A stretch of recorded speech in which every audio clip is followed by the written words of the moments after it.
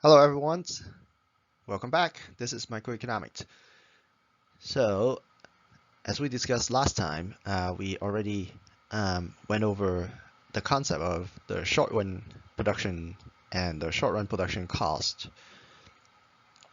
Well, in the previous lecture, we talked about how we are going to find the behavior of the costs, and we find this very intuitive graphs to describe the behavior of the average costs and also the marginal cost in the productions. At least we understand and having an idea about the behavior of the firm's cost in the short run. So with different level of outputs that the firm produce, there will be a specific cost that relate to that particular output levels.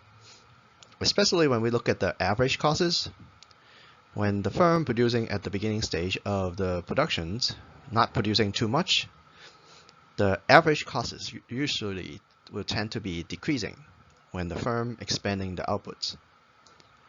At some point, when the average cost is intercepting the marginal cost, you will see that the average costs will start to pick up.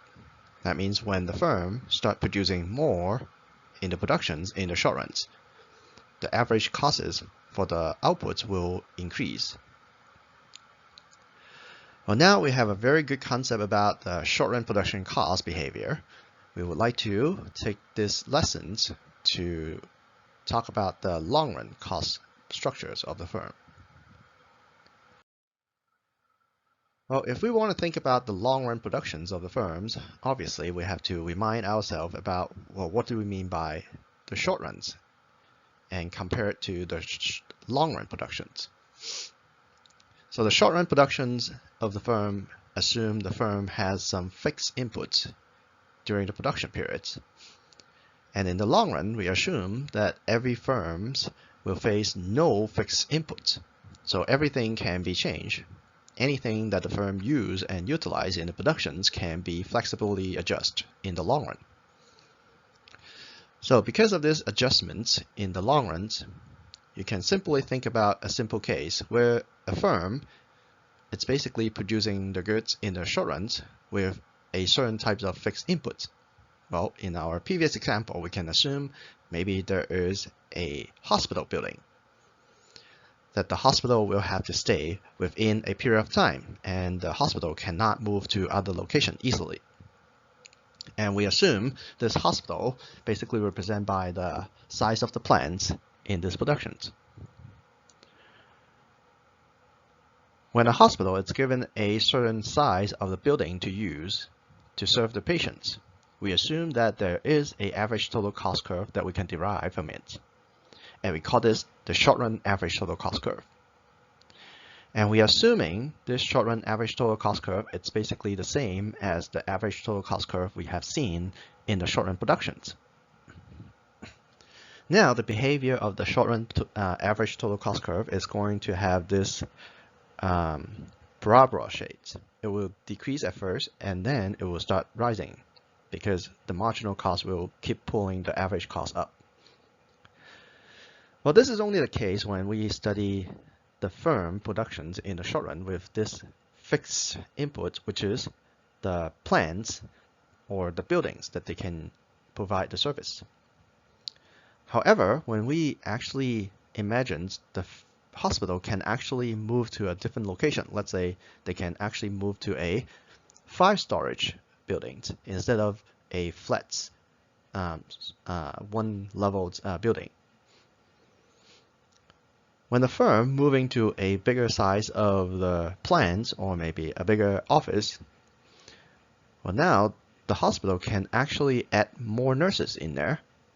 Well, in the previous case, when we're pairing up 4 or 5 or 6 nurses with one building or one size of the building, because of the limitations of the size, we understand the nurses will have a diminishing returns because, well, they will be packed in this one small space and they cannot be working efficiently. However, when we adding more nurses to this production plant, which is a medium-sized plant, we can imagine the firm can actually start taking advantage of the efficiency again. So hiring more nurses, they will work more effectively. They're going to share the task, and they will be specializing on what they do best. So the efficiency will increase, and because of the increase of efficiency of the nurses, when the firm producing a higher level of outputs or providing more services, well, the costs related to the outputs will be much lower. So you can see the short-run average total cost curve that describes the medium-sized plants productions will be able to reach out to a lower cost. But the problem is, if the firm actually start having a bigger and a bigger size of population to serve, let's say now the hospital will need to expand to a large plant size, or maybe a building that has 10 levels. Well, with these big buildings, it's very difficult for one single owner to manage. As you can see, well, the businesses will have to divide up the tasks much more specifically. And we cannot guarantee every workers or every resources used in the productions are being used effectively. Well, in order to monitor or manage the resources used in the productions, well, we have to start planning to have someone to monitor. And that's when the company will start hiring those managers, administrators, or maybe some other forms of staff to monitor the productions in this building. And those additional costs to the firm, it's not going to put any productions in place.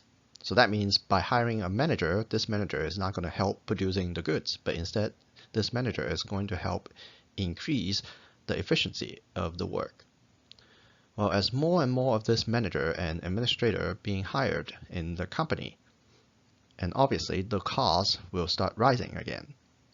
So as you can see, well, this last green lines that we plot on the graph represents the short-run average total cost curve when the firm is producing at a large plant size.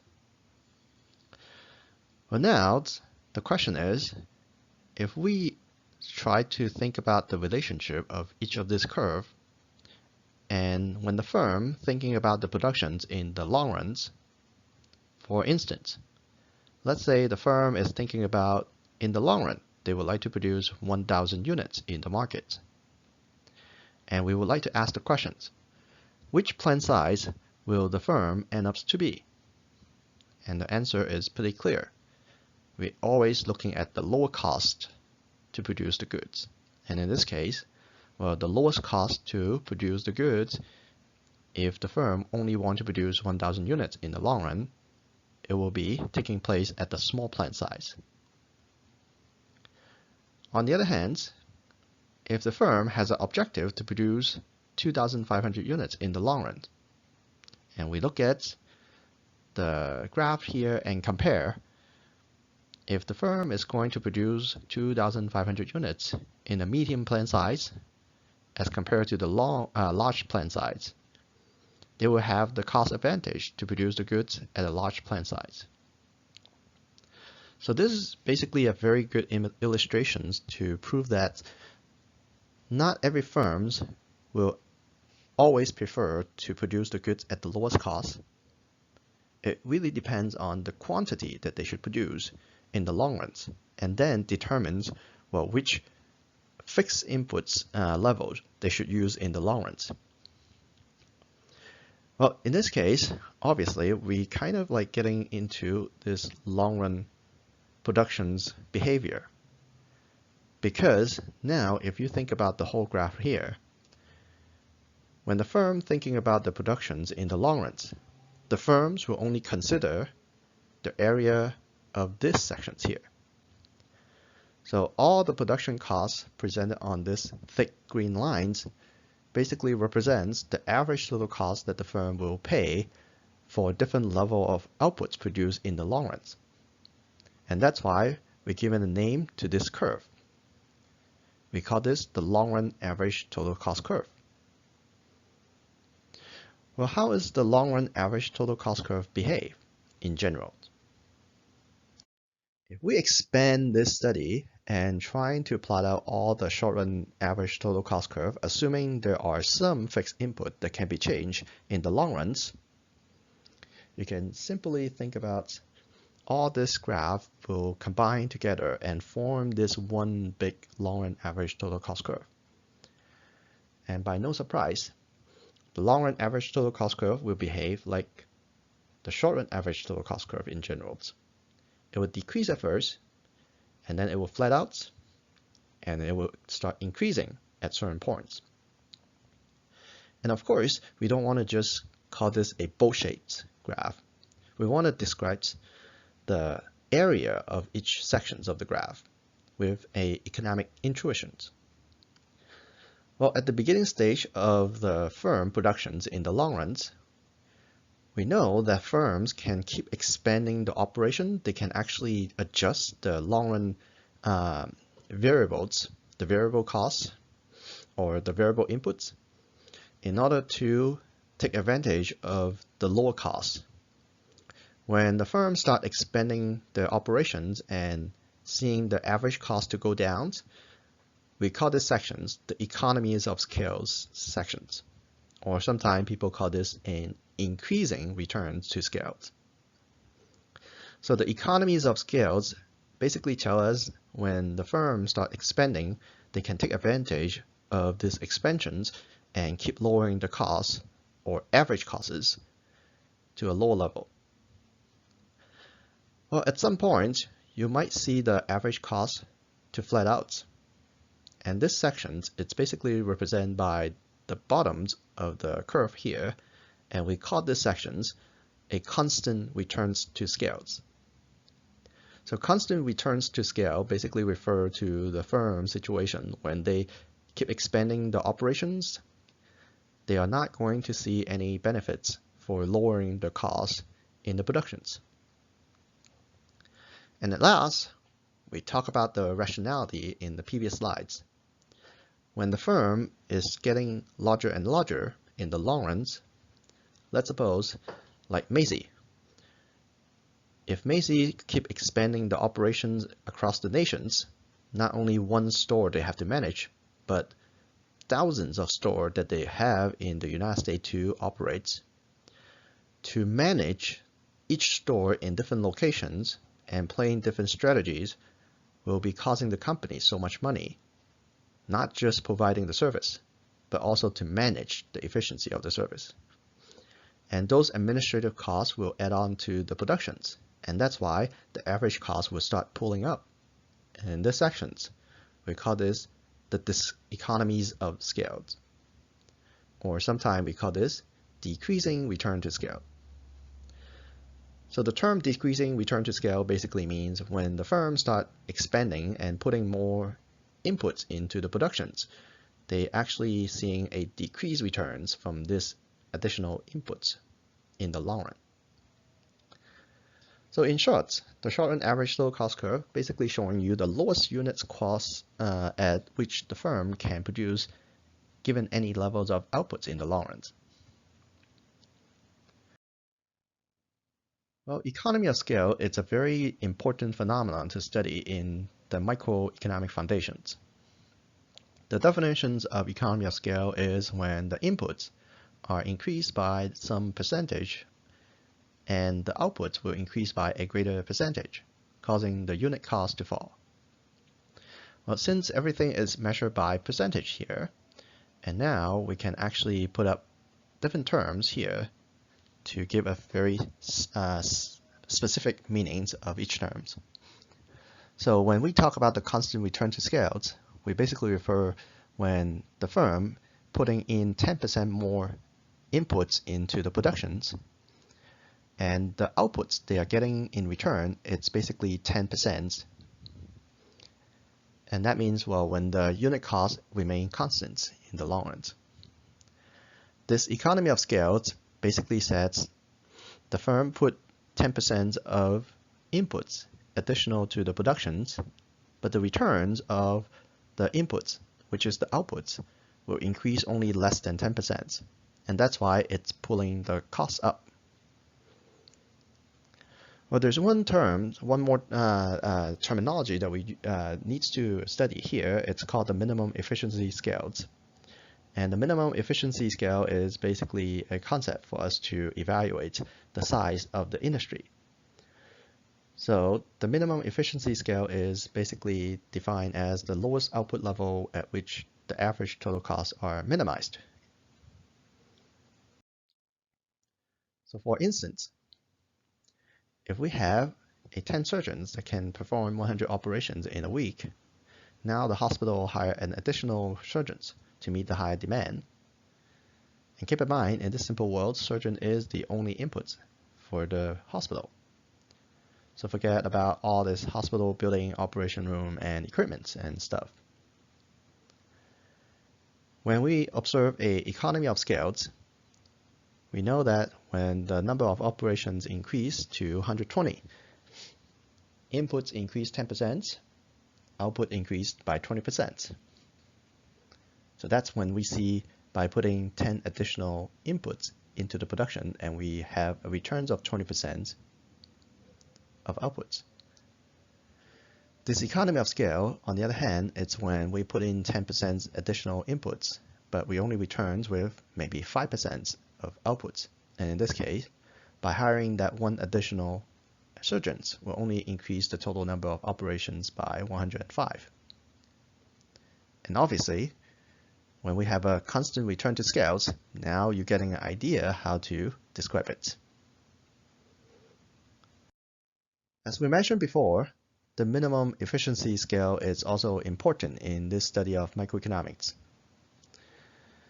So the minimum efficiency scale basically is described by point A in the graph, where the long-run average total cost is switching to the minimum point at the first level of outputs A. So the reason why it's important to study the minimum efficiency scale is because when we actually given a market structure, and let's suppose when the market demands for Apple, it's only 100, and every firm producing Apple has exactly the same long-run average total cost, and let's say the MES, the minimum efficiency scale for the Apple industry, every firm in the industry is 20. Well then, for the firms to produce apples in this industry, to fulfill 100 units of apple demand will be 100 divided by 20, which is 5 firms. So this is basically the number of firms that will be satisfied to fulfill the demand in the market. And that will also help us to calculate, well, what would be the size of the industry? How many firms should exist in one single industry? The rule of thumb is, if the MES is small relative to the overall size of the market, and there will be a large number of firms exist. Well, since we talk about the economy of scales, and we should not forget about another very similar term that you might also heard, which is called the economy of scopes. They are very similar in certain ways, but indeed they are referring to different concepts in the study of economics.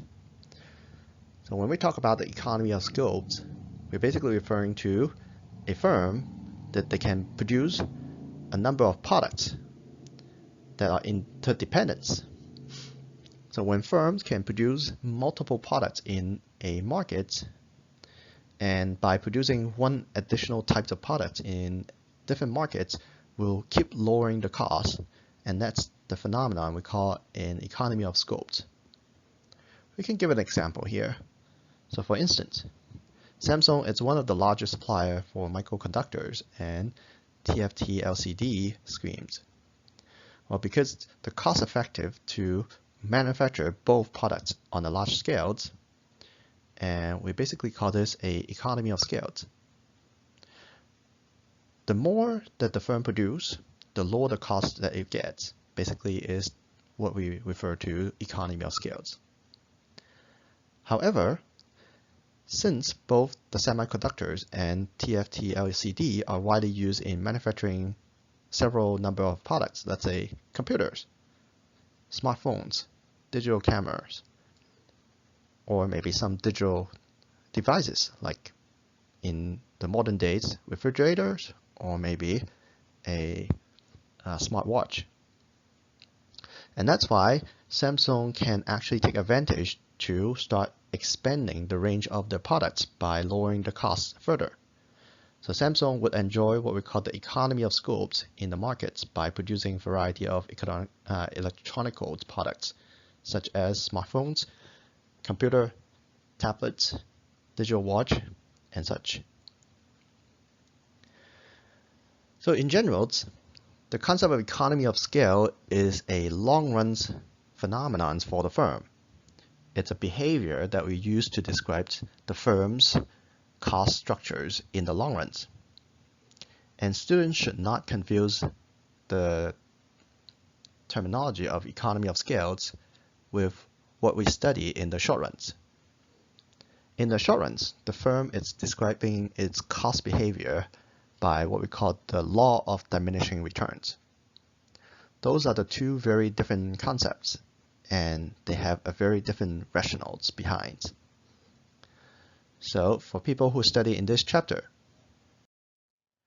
make sure you go read the textbooks one times and take a look at some of the examples in the textbooks and try to ask any questions you need before you're doing the assignment questions. So after this chapter, we are going to jump into the market structure study. So in the next videos, we are going to start reviewing what we call the perfectly competitive markets. I'll see you in next videos.